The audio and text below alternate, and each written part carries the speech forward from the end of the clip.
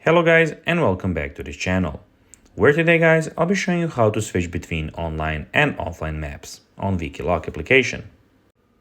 Now guys, the first thing that you of course need to do is go and download the Wikiloc application. You can of course do it on the Google Play Store or on the App Store, whichever you have. Then when you did that, you just need to go and log into your profile. But guys, if you do not have one, you can always go and register to Wikiloc. But guys, if you do not know how to do that, you can always go to our YouTube channel where we have plenty of how-to Wikiloc videos where you can see how you can do this. Now guys, that we got that out of the way, let's see what we actually have in front of us. So as you can see here, we have the official Wikiloc application where we have a lot of things going on. In the bottom corner, you can see that we have the Explore, where you can go and explore some trails that other people have put, and you can of course go and join them.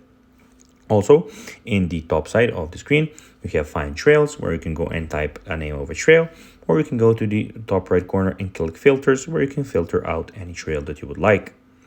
We have on the next thing is we have the Explore Record Trail, where you can record your trails.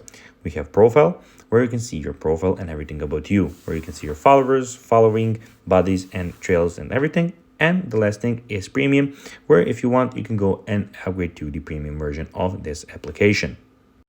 Now guys, let's see how you can actually go and switch between online and offline maps on Wikiloc application. To do so, click on your profile, then click on the top right corner. Then guys, you will have your offline maps here, and that's basically how you can do it. So guys, that will be everything for this video. I hope that you found this video informative. If you did, don't forget to like this video, share it, subscribe to the channel, and put the notifications on. And guys, as always, I'll be seeing you in the next video. Bye guys.